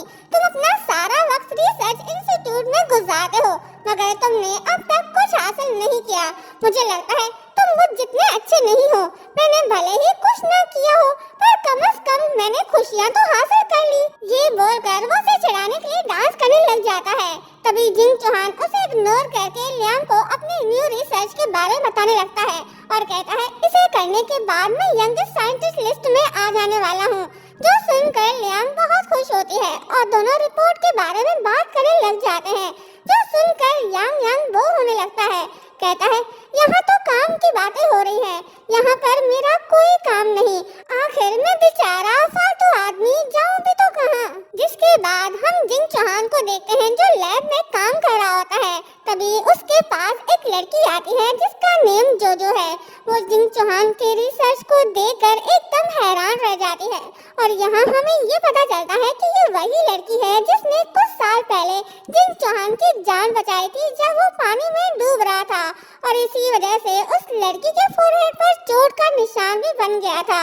तो जो उस मार्क को देखकर जिंग चौहान को ब्लैकमेल करती है और कहती है इस चोट के निशान की वजह से मेरा कोई रिश्ता भी नहीं हो रहा, कोई भी मुझसे शादी नहीं करना चाहता और मैं अपने करियर पर भी फोकस नहीं कर पा रही। इमोशनली ब्लैकमेल करने के बाद वो अपने पॉइंट पर आती है और कहती है अगर तुम मुझे अपने रिसर्च का क्रेडिट दे दो और खुद इस रिसर्च के सेकंड ऑथर बन जाओ तो मेरा प्रमोशन हो जाएगा। मैं तुमसे ये आखिरी बार कोई फेवर मांग रही हूँ, इसके बाद मैं तुम्हें कभी तंग नहीं करूँगी, प्लीज। तो ये सुन जिंग चौहान सोचता है इसने मेरी जान बचाई, मैं इसके लिए इतना तो कर सकता हूँ और उसे अपने रिसर्च का क्रेडिट दे देता है और मन ही मन कहता है ग्रैंडमा मुझे माफ कर देना। जिसके बाद वो घर आता है जहाँ यांग यांग और यंग बाओ अब भी एरोबिक कर रहे होते हैं। तभी वो लियांग को अपनी रिपोर्ट देता है तो वो भी थोड़ी सरप्राइज होती है और कहती है ये एकदम से तुम इस रिसर्च के सेकंड ऑथर कैसे हो गए। तभी यांग यांग डांस करते हुए वहाँ पर आता है और उसका मजाक उड़ाने के लिए कहता है कोई बात नहीं भाई, मैं तुम्हारे साथ हूँ, ये लो 100 युआन मेरी तरफ से तुम्हारे लिए गिफ्ट, तुम निराश मत हो प्लीज। लेकिन तभी लियांग कहती है ये रिसर्च तो तुमने किया था तो तुम सेकंड कैसे हो गए। कोई बात नहीं, इसके बाद तुम टॉप पर आ जाओगे। जो सुनकर यांग यांग उससे अपने 100 युआन वापस ले लेता है और कहता है तुम जैसे जीनियस में 100 रुपीस लेने के लायक नहीं है, तुमसे ज्यादा मुझे इसकी जरूरत है और डांस करते हुए वहाँ से चला जाता है। जिसके बाद लियांग जिंग चौहान से कहती है मैं भी एक प्रोजेक्ट पर काम कर रही हूँ जिससे रिलेटेड है, तो क्यों ना हम दोनों साथ में काम करें। तो जिंग चौहान कहता है ठीक है, कल से आप मेरे साथ चलिएगा। वहीं यांग यांग यंग बाओ से कहता है ग्रैंडपा आपने देखा। यंग बाओ कहता है हाँ देख लिया। जिंग चौहान भले ही बुरा हो पर फिर भी वो सेकंड तो आया, एक तुम ही हो ना लायक पूरे इडियट। तो यांग यांग कहता है ये क्या बात हुई, क्या आपने गौर नहीं किया पूरे जी फैमिली में जिन वारिस पर आपको इतना नाज है ना उनमें से किसी के पास भी आपके लिए इतना टाइम नहीं, सिर्फ मैं ही हूँ जिसने अपनी सेल्फलेस मोहब्बत आपके लिए निछावर कर दी। यंग बाओ कहता है कहना क्या चाहते हो, साफ साफ बोलो क्या चाहिए तुम्हें। तो यांग यांग कहता है मुझे मेरे रोबोट के लिए एक रोबोट डॉगेश्वरी चाहिए। तो यंग बाओ कहता है कोई बात नहीं मिल जाएगा, बस मेरे साथ एक वीक और वर्कआउट करो। तो यांग यांग एक्साइटेड होकर झूमकर नाचने लगता है। नेक्स्ट डे लियांग जिंग चौहान के साथ उसके इंस्टीट्यूट आती है तो जो उन दोनों को साथ देखकर हैरान होती है और लियांग की इंसल्ट करने लगती है। तो जिंग चौहान उससे कहता है तुम ऐसे इनकी इंसल्ट नहीं कर सकती, बोलने से पहले अपनी जबान पर लगाम दो। जो सुनकर वो बहुत ज्यादा जेलस होने लगती है और मन ही मन कहती है, आज से पहले इसने मुझसे कभी भी ऐसी बात नहीं की, लेकिन आज से इस लिटिल गर्ल की वजह से वो मुझे इग्नोर कर रहा है और बातें सुना रहा है। फिर जिंग चौहान से कहती है, तुम इसे यहाँ कैसे ले आए? तुम्हें पता तो है हम लैब में किसी को भी आने नहीं दे सकते। मैं इसकी कंप्लेन करती हूँ। तभी लियांग उसे अपना कार्ड शो करती है तो जिंग चौहान कहता है, हम तो अभी सिर्फ जूनियर हैं, ये हमारी सीनियर है, शायद तुम्हें पता नहीं, लेकिन ये यहाँ बहुत बड़े प्रोजेक्ट पर काम करने आई है, इसलिए हम यहाँ साथ काम करेंगे। जो सुनकर जो बहुत ज्यादा जेलस होने लगती है। जिसके बाद हम लियांग और जिंग चौहान दोनों को बहुत ही मेहनत से काम करते हुए देखते हैं, जो देखकर सब लोग उन दोनों के बारे में गॉसिप करने लगते हैं कि शायद इन दोनों का अफेयर चल रहा है। उनकी बातें सुन जिंग चौहान को बहुत ज्यादा गुस्सा आता है। वो उन्हें कुछ कहने ही वाला होता है, लेकिन लियांग उसे रोकती है और कोई भी रिएक्ट करने से मना करती है। कहती है, तुम्हें ऐसे रिएक्ट नहीं करना चाहिए, लोगों का काम है बोलना, उन्हें बोलने दो। तो हमें उनकी बातों को इग्नोर करना चाहिए और वहाँ से चली जाती है। जिसके बाद जिंग चौहान को यंग बाओ की कॉल आती है, जो उसे बहुत ज्यादा डांट लगता है और कहता है, तुम्हारी हिम्मत कैसे हुई मेरी मॉम से दिन रात काम करवाने की? अभी के अभी उन्हें घर वापस भेजो, नहीं तो मैं तुम्हें छोड़ूंगा नहीं। धमकी सुन वो लियांग के पास जाता है और ये देखकर हैरान होता है कि उसने वो रिसर्च कंप्लीट कर ली। कहता है, जिस पर एक्सपर्ट साइंटिस्ट अभी तक अटके हुए थे, आपने ये काम सिर्फ कुछ घंटों में कर दिया। तो वो कहती है, नहीं, अभी इसकी डिटेल रिपोर्ट बनना बाकी है। तो वो कहता है, नहीं, मैं सब देख लूंगा, आप घर जाइए, नहीं तो ग्रैंडपा मुझे छोड़ेंगे नहीं, और उसे घर भेज देता है। तभी वहाँ पर जोजो आती है, जो कंप्यूटर को खुला देखकर उनके रिसर्च को पढ़ने लगती है और मन ही मन कहती है, अरे वाह, ये तो बहुत ही इम्पोर्टेंट रिसर्च है जो उसने कंप्लीट कर लिया। तभी वहाँ पर जिंग चौहान आता है, जिसका मूड जोजो को देखते साथ ही ऑफ हो जाता है, क्योंकि सुबह उसने लियांग की डिसरिस्पेक्ट की थी, जो उसे बहुत बुरी लगी थी। वो जोजो से बहुत ही रूडली होकर कहता है, तुम यहाँ पर क्या कर रही हो? तो वो कहती है, मैं तुम्हारे लिए कॉफी लेकर आई हूँ। और मन ही मन कहती है, मैं इससे इतनी आसानी से अपना रिलेशन खराब नहीं कर सकती, क्योंकि ये बहुत ही काम का बंदा है। और उसे वो कप देते हुए कहती है, आज सुबह के लिए मैं तुमसे माफी मांगने आई हूँ, मैं थोड़ा डिस्टर्ब थी, इसी वजह से मैं कुछ ज्यादा ही बोल गई। तो जिंग चौहान कहता है, तुम्हें मुझसे नहीं लियांग से माफी मांगनी चाहिए।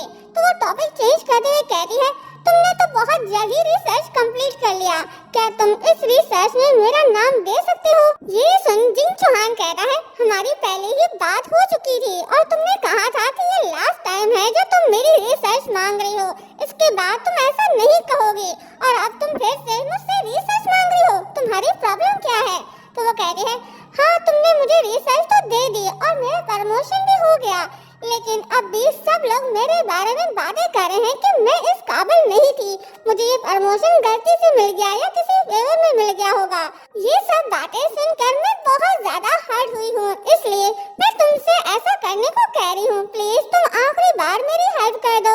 और उसके आगे रिक्वेस्ट करने लगती है, लेकिन जिंग चौहान कहता है, आई एम सॉरी, मैं इस बारे में तुम्हारी कोई हेल्प नहीं कर सकता, क्योंकि ये रिसर्च मेरी नहीं बल्कि किसी और की है। और कंप्यूटर बंद कर देता है, जो देखकर जो बहुत ज्यादा गुस्सा हो जाती है और मन ही मन कहती है, अब मैं तुम्हें बताऊंगी मुझसे पंगा लेने का अंजाम क्या होता है। जिसके बाद हम शेंजी को देखते हैं, जो लियांग का घर ढूंढते ढूंढते यहाँ पहुँचा। वेंगी उसे रोकने की बहुत कोशिश करता है, कहता है, भाई, लियांग ने आपको की वापस कर दी, अब यहाँ आने का क्या मतलब है? लेकिन वो नहीं रुकता। तभी वहाँ पर यंग बाओ आता है, तो वेंगी कहता है, ये तो मिस्टर जी शिनयान का घर है ना, लियांग यहाँ कैसे रह सकती है? यंग बाओ पूछता है, तुम कौन हो?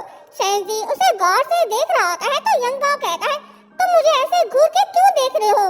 तो वेंगी कहता है, क्या आप मिस्टर जी हैं? माफ कीजिएगा, हम बीजिंग के शियांग फैमिली के वारिस हैं। मैं एरोस्पेस इंस्टीट्यूट में मिस लियांग के प्रोजेक्ट का असिस्टेंट भी हूँ। तभी यांग आता है, वो यंग बाओ के कान में बताता है, ग्रैंडपा, मैं इनसे मिल चुका हूँ, इसे ऑटिज्म है। तभी वेंगी लियांग के बारे में पूछता है और कहता है, हम उनसे मिलने आए हैं, लेकिन यंग बाओ उन्हें जाने को कह देता है और कहता है, लियांग इस टाइम घर पर नहीं है। तो शेंजी माफी मांगकर वहाँ से जाने लगता है, लेकिन शेंजी उसकी बात नहीं सुनता और जबरदस्ती घर के अंदर घुस जाता है और गार्डन की तरफ भागता है, जहाँ पर वो एक ट्री को देखने लगता है, जिस पर बहुत ज्यादा निशान लगे हुए थे, और उन निशान को टच करके देखने लगता है। जो देखकर यंग बॉ भी बहुत हैरान होता है और यांग यांग से कहता है इस बच्चे को ट्री के बने निशान पर इतना इंटरेस्ट क्यों है। तभी हमें फ्लैशबैक दिखाया जाता है जहां हमें ये पता चलता है कि यही वो ट्री है जहां शिनयान यंग बॉ का हार्ट चेक किया करता था और निशान भी लगाया करता था। प्रेजेंट में यंग बॉ कहता है पता नहीं क्यों इसे देखकर मुझे एक अजीब सी फीलिंग आ रही है, ऐसी जैसे मैं लफ्जों में बयान नहीं कर सकता। तभी लियांग आती है तो यांग यांग कहता है ग्रैंडमा श्यांग फैमिली का बड़ा बेटा अचानक बिना बताए घर पर आ टपका और अंदर घुस आया। लियांग उनके पास आती है तो लियांग को देखकर शेंजी काफी खुश होता है और उसे कुछ पिक्चर्स निकाल कर देता है जिसमें लियांग और शिनयान थे। तो लियांग उससे पूछती है क्या तुम इस लड़की को जानते हो। पहले तो वो सिर हाँ में हिलाता है लेकिन बाद में वो ना कहता है। तो लियांग कहती है अब आप लोग यहाँ पर आ ही गए हो तो हमारे साथ खाना खाकर ही जाना। तो वो लोग हाँ कहते हैं जिसके बाद वो सब टेबल पर बैठ जाते हैं। पेंगी ये देखकर बहुत ज्यादा हैरान होता है कि लियांग हेड सीट पर बैठी है। तो वो कहता है आप लोग मेरी बात का बुरा मत मानिएगा लेकिन क्या मैं ये बात पूछ सकता हूँ कि मिस लियांग आपकी फैमिली के हेड सीट पर क्यों बैठी हुई है। तो यंग बॉ उसे ये कहकर चुप करवा देता है कि तुम्हें हमारी फैमिली मैटर्स में बोलने का कोई हक नहीं। तो ये सुनकर वो चुप हो जाता है। फिर वो देखता है कि यांग यांग और यंग बॉ लियांग को स्पेशल ट्रीट कर रहे हैं तो वो मन ही मन कहता है पता नहीं ये लोग बहुत ही अजीब हैं। एक छोटी सी लड़की को ऐसे ट्रीट कर रहे हैं जैसे लोग अपने घर के बड़ों को ट्रीट करते हैं। तभी वहाँ पर जायांग आता है और उन दोनों को देखकर पूछता है ये दोनों कौन है और यहाँ पर क्या कर रहे हैं। तो वेंगी उसे देखकर कहता है आप बिल्कुल मेरे भाई की तरह दिखते हो। तभी शेंजी उसके एकदम क्लोज जाता है और उसे पकड़कर देखने लगता है जिससे उसे तकलीफ होने लगती है। ये देखकर यांग यांग बहुत ज्यादा एंजॉय कर रहा होता है। वो तो उनकी वीडियो भी बनाने लग जाता है। तो जायांग शेंजी से कहता है मुझे छोड़ो मुझे जाने दो। वेंगी उसको शेंजी से छुड़वाता है और उससे माफी मांगता है लेकिन शेंजी फिर से जायांग के एकदम पास जाकर उसे पकड़ने लग जाता है। तो जायांग भागकर यंग बॉ के पास छुप जाता है।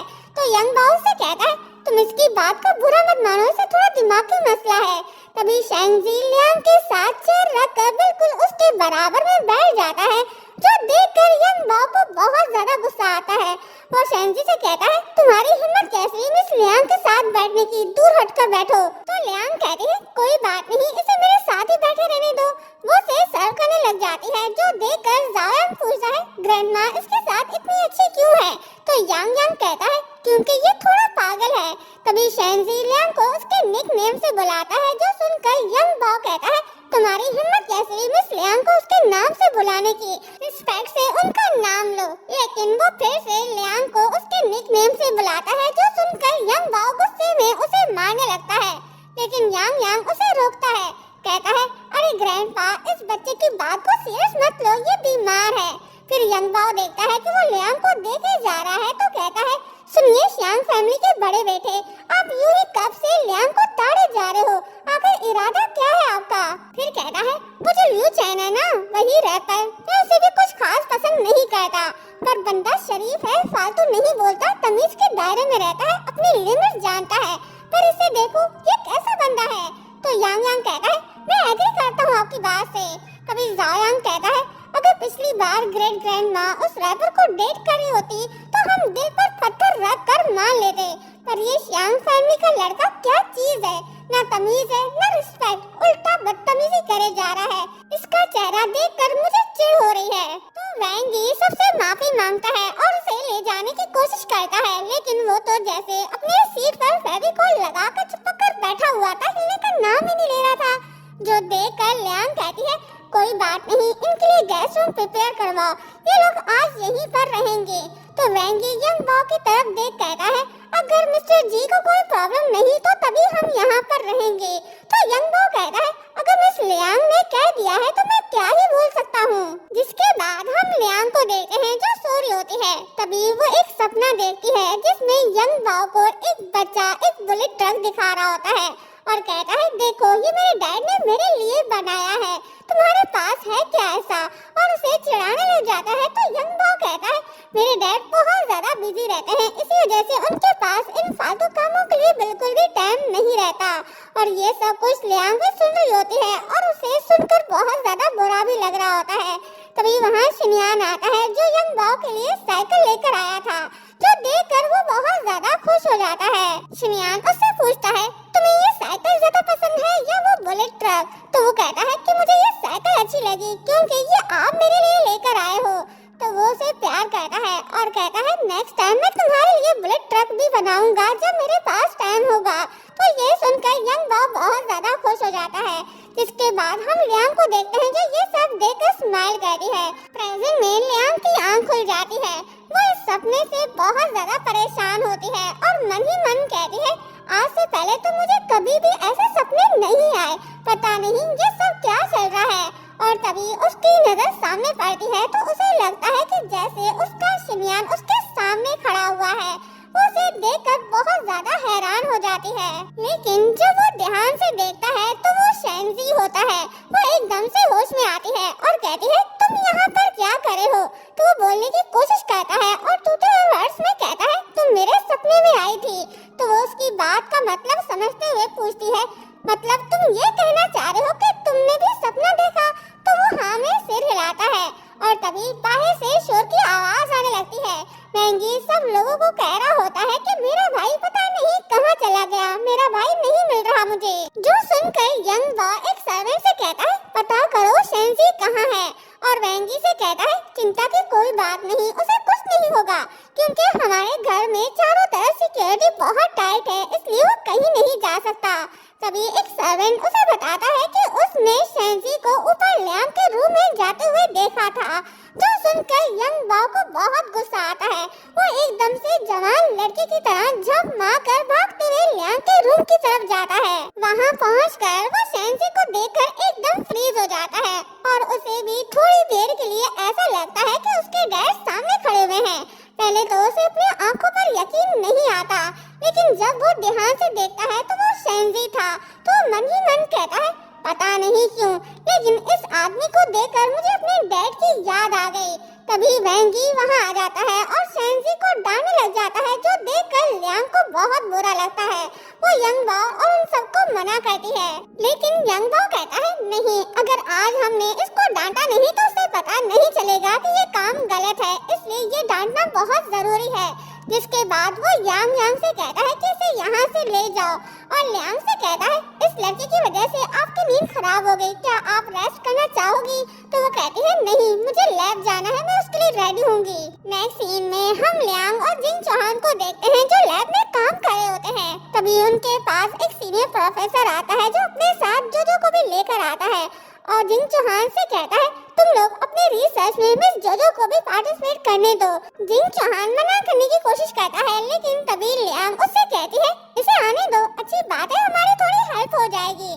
जो सुनकर वो उसे बताने की कोशिश करता है कि अच्छी लड़की नहीं है और इसने पहले भी बहुत बार उसके सारे रिसर्च के क्रेडिट खुद लिए थे।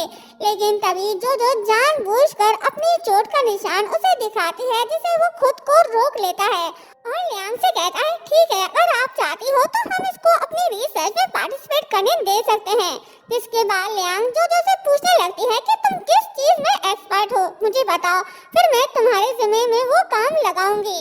जो सुनकर जो बहुत ज्यादा गुस्सा हो जाती है और उसे कहती है कि तुम होती कौन हो मुझे काम बताने वाली, मैं तुमसे सीनियर हूँ, मैं किसी का ऑर्डर फॉलो नहीं करूँगी। लेकिन जब वो देखती है कि जिंग चौहान जैसा जीनियस भी उसके ऑर्डर को फॉलो कर रहा है तो वो बहुत ज्यादा हैरान होती है। फिर लियांग एक डिफिकल्ट कैलकुलेशन को बिना किसी कंप्यूटर सिस्टम के कर लेती है तो वो शॉक्ड रह जाती है और लियांग से कहती है कि ये कैसे पॉसिबल है कि तुम बिना किसी कंप्यूटर सिस्टम के इतनी बड़ी कैलकुलेशन कर लो, मैं तुम्हें अभी गलत प्रूफ कर दूंगी। लेकिन जब वो कंप्यूटर सिस्टम के थ्रू कैलकुलेशन करती है तो वो एकदम करेक्ट नहीं करता, जो देखकर वो बिल्कुल शॉक रह जाती है और मन ही मन कहती है कि इतना जीनियस कोई कैसे हो सकता है और शर्मिंदा होकर वहाँ से लौट जाती है। घर आते ही लियांग उससे कहती है, माना कि जोजो ने पहले डिस्कवर किया, मगर सब्सटेंस की समझ तुम्हारी बेहतर है। जिंग चौहान झूठ कहता है कि मैंने पहले डिस्कवर नहीं किया, इसलिए मैं कई दिनों से मेहनत कर रहा हूँ। लियांग कहती है, रिसर्च में टैलेंट जरूरी है, मगर मेहनत उससे भी ज्यादा, धोखा मत देना। ये सुनकर जिंग चौहान के हाथ से एक बैग गिर जाता है, जो देखकर लियांग पूछती है, जिंग चौहान क्या तुम मुझसे कुछ छुपा रहे हो? तो जिंग चौहान कहता है, नहीं, मैं आपसे कैसे कुछ छुपा सकता हूँ, अगर कुछ होता तो आप पकड़ लेती ना। ये सुन लियांग बिना कुछ बोले अंदर चली जाती है, जहाँ वेंगी लियांग से माफी मांगता है और उससे कहता है, मेरा भाई तुमसे मिले बिना रह नहीं पा रहा था। वो तुमसे मिलने के लिए इतना एक्साइटेड और बेचैन था कि मुझे मजबूरन उसे यहाँ साथ लाना पड़ा। लियांग शेंजी से कहती है, काफी देर हो गई है, अब तुम्हें घर जाना चाहिए। लेकिन शेंजी घर जाने के बजाय लियांग के पास जाकर बैठ जाता है और उसका हाथ पकड़कर कहता है, घर चलो। ये नजारा देख पूरी जी फैमिली आग बबूला हो जाती है और कहते हैं, अबे छोड़ इसका हाथ। शियांग कहता है, इसका हाथ छोड़ो अभी के अभी। यांग यांग वेंगी पे गुस्सा होने लगता है, कहता है, हाथ छोड़ने को कहा है, सुनाई नहीं दे रहा? देखो तुम्हारे घर का जो ये ऑटिज्म पेशेंट है ना, हम इस पर ज्यादा रिएक्ट नहीं करना चाहते, लेकिन इसका ये मतलब नहीं कि तुम सर पर चढ़ जाओ। शियांग शेंजी से कहता है, किसी औरत की इजाजत के बिना उसका हाथ पकड़ना ये सीधा सीधा उसकी मर्जी के खिलाफ है, पता है ना तुम्हें या नहीं? यांग यांग वेंगी से कहता है, अपने इस नमूने भाई को यहाँ से ले जाओ। शियांग उसका हाथ लियांग से दूर करने लगता है, लेकिन शेंजी तो ऑक्टोपस की तरह चिपक गया था, छोड़ने का नाम ही नहीं ले रहा था। वो इतनी सख्ती से पकड़कर बैठा था कि शियांग उसे हिला तक नहीं पा रहा था। वो अपनी पूरी कोशिश करता है पर फेल हो जाता है। फिर वो यांग यांग से कहता है, वहाँ खड़े देख क्या रहे हो, आओ हेल्प करो। यांग यांग भी मैदान में आ गया, दोनों मिलकर उसे खींचने लगे, लेकिन वो फिर भी लियांग का हाथ क्या 1 इंच भी उससे दूर नहीं होता। दोनों हार नहीं मानते, क्योंकि कोई उनकी ग्रेट ग्रैंड माँ को टच करे ये उनसे बर्दाश्त नहीं होगा। शियांग उसका हाथ तो यांग यांग उसका कॉलर पकड़कर खींचने लगता है, 1 2 3 और फिर हाथ नहीं छूटता, उल्टा उसकी शर्ट फट जाती है। यांग यांग और शियांग दूर जाकर गिर जाते हैं और शेंजी शर्टलेस हो जाता है। ये देख शियांग कहता है, हद हो गई, ये तो सेड्यूस करने पे उतर आया, जल्दी से रास्ता ब्लॉक करो, ये देखना गुनाह है। यांग यांग कहता है, इसके चेस्ट पे बर्थ मार्क तो देखो कितने ज्यादा है। शियांग कहता है, बकवास बंद करो और जल्दी से इसे कवर करो। यांग यांग अपनी जैकेट उसे पहनाता है तो शियांग अपने हाथ लियांग के आंखों के सामने रख देता है। तो लियांग कहती है, तुम सबका तमाशा खत्म हो गया तो वापस अपनी जगह पर बैठो। ये सुन दोनों पीछे हट गए। फिर लियांग शेंजी से कहती है, बात मानो, हाथ छोड़ो। ये सुनते ही शेंजी ने उसका हाथ छोड़ दिया। ये देख सभी हैरान रह गए, सबकी आंखें फटी की फटी और मुंह खुला का खुला रह गया। फिर लियांग वेंगी से कहती है, तुम्हारे भाई के कपड़े फट गए हैं, इसे ले जाओ और चेंज करवाओ। ये बोलकर वो चली गई। वेंगी भी शेंजी को अपने साथ ले गया। शियांग कहता है, हम 3 मर्द मिलकर जोर लगाते रहे पर वो हिला तक नहीं और ग्रेट ग्रैंड माँ ने सिर्फ एक बात बोली और वो मान गया। यंग बाओ जो शॉक में था पलट कर कहता है, पहले तो मॉम ऐसे लोगों को एक थप्पड़ में ढेर कर देती थी, लेकिन आज इस लड़के पर इतनी नरमी क्यों? यांग यांग कहता है, कहते हैं ना, जिद्दी आशिक से तो कोल्ड हार्टेड लड़की भी हार जाती है, कहीं ग्रैंड माँ इसके चक्कर में तो नहीं फंस गई? ये सुन यंग बाओ चिल्लाकर कहता है, नहीं, जिससे दोनों डर जाते हैं। तभी असिस्टेंट आता है और यंग बाओ को बताता है कि लियू नाम का लड़का आया है, मिस लियांग से मिलना चाहता है। पहले जो बंदा यंग बाओ को जहर लगता था और जोकर लगता था, अब वही उसे अच्छा लगने लगा है। उसे देखते ही वो उसे कसकर गले लगाकर कहता है, लियू चैन, मैं तुम्हें कितना याद कर रहा था। लियू चैन हैरानी से, ये क्या हो रहा है? यांग यांग और शियांग भी एक दूसरे को देखने लगे कि अचानक ग्रैंडपा को क्या हो गया। यंग बाओ कहता है, कुछ मत बोलो, तुम बिल्कुल सही वक्त पर आए हो, मैंने अभी ताज़ी ताज़ी चाय बनाई है, एक कप पी कर जाओ। लियू चैन उलझन में, क्या बोलूं? तो यंग बाओ कहता है, रात को यही रुकना, हम साथ में डिनर करेंगे। वो लियू चैन को कुछ बोलने ही नहीं देता, अपने साथ अंदर ले जाता है। ये सुन यांग यांग कहता है, ये दोनों लव राइवल्स, कहीं आज इनका आमने सामने मुकाबला तो नहीं होने वाला। शियांग मोबाइल निकाल कर मैसेज भेजता है कि भाइयों सब एक जगह जमा हो जाओ, बहुत बड़ा स्यापा हो गया है। नेक्स्ट सीन में सब लंच करने आते हैं। लियांग सबसे कहती है, चलो सब बैठ जाओ। तो शेंजी फौरन लियांग के पास ही बैठ जाती है। ये देख जाओ यांग आग बबूला हो जाता है। तभी यंग बाओ वहाँ लियू चैन को ले आता है, लेकिन जब वो देखता है कि शेंजी लियांग के पास बैठा है तो वो लियू चैन से कहता है, तुम भी थोड़ा करीब बैठो ना, और उसे भी लियांग के पास बिठा देता है।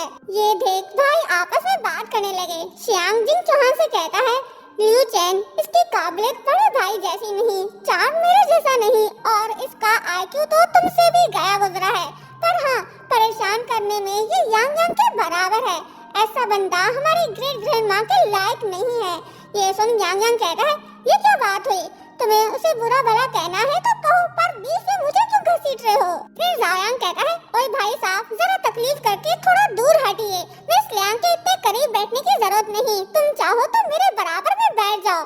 मैंगी अपने भाई से कहता है, आओ हम उस तरफ बैठ जाते हैं, लेकिन वो कोई रिस्पांस नहीं देता तो जायांग उसके पास जाकर कहता है, भाई सुना नहीं, चलो उठो, लेकिन वो उसकी एक नहीं सुनता तो यांग यांग कहता है, देखो भाई पुरानी कहावत है, हैंडसम लोगों की सिक्स सेंस हमेशा सबसे तेज होती है और मेरी सिक्स सेंस कह रही है अगर अभी हमने किसी को आगे नहीं किया तो ग्रेट ग्रैंड माँ को ये शेंजी पक्का पटा लेगा। तभी शियांग कहता है, अच्छा बाबा ठीक है, तो फिर मैं इन दोनों में से लियू चैन को चुनता हूँ। जिंग चौहान कहता है, लेकिन दिखने में तो ग्रैंड माँ लियू चैन में भी कोई इंटरेस्ट नहीं लग रहा, इन्हें आगे करके कोई फायदा होगा भी क्या। तभी यंग बाओ लियू चैन से कहता है, तुम हमें वो फ्री स्टाइल करके दिखाओ ना, जरा अपना चार्म तो दिखाओ सबको। लियू चैन कंफ्यूज के अब ये क्या बोले। तभी यंग बाओ श्यांग से कहता है, बातें बंद करो और लियू चैन के लिए थोड़ा म्यूजिक बीट बजाओ। श्यांग कहता है, अब क्या मैं ये काम करूँगा। तभी लियू चैन कहता है, अरे वो तो मूवी स्टार है, एक्टर है, वो कोई बी बॉक्सर नहीं। तो श्यांग कहता है, किसने कहा कि मैं बी बॉक्सर नहीं। ये बोलकर वो बी बॉक्स शुरू कर देता है। सभी हैरान रह जाते हैं। लियू चैन भी मैदान में आ गया। यंग बाओ भी कहाँ पीछे हटने वाला, वो चम्मच उठाकर ढोल बजाने लगा। तभी जाओ यांग गुनगुनाने लगा, रैपर मूड में शेंजी को सुनाने लगा, भाई साहब यहाँ से बाहर चले जाओ, अगर अभी नहीं गए तो मैं तुम्हें ढेर कर दूंगा। मैं तो इज्जत की वजह से तुमसे हाथ मिलाना चाहता था, पर सॉरी मैं कुत्तों से हाथ नहीं मिलाता, क्योंकि हम जी फैमिली वाले कभी अपनी बात से नहीं पलटते। होल्ड ऑन, अगर अभी नहीं गए तो संभल कर रहना मेरा पांचवा भाई। यांग यांग दिमाग से थोड़ा पैदल है, कहीं वो तुम्हारा यहाँ फैसला न कर दे। कैसा लगा मेरा स्वैग। यांग यांग जो पहले खूब एंजॉय कर रहा था, आखिरी लाइन सुनकर उसका मुंह बन जाता है। दिन में 3 से 4 बार उसकी इंसल्ट ना हो, भाइयों को चैन कैसे आएगा। फिर जायांग पूछता है, कैसा लगा। सब खुश होने लगते हैं, लेकिन लियांग गुस्से में कहती है, ये सब क्या है, तुम सब आखिर चाहते क्या हो। ये सुनते ही सब एकदम सीधे हो गए।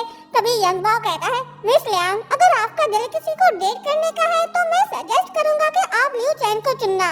माना कि वो थोड़ा अजीब है, पर हटा खटा तो है, ऊपर से जॉब भी करता है। इन जैसे बदतमीज लोगों को तो बिल्कुल भी मत चुनना। और यहीं पर ये पार्ट एंड होता है। चैनल को सब्सक्राइब और वीडियो को लाइक शेयर करना मत भूलिएगा। Thank you so much.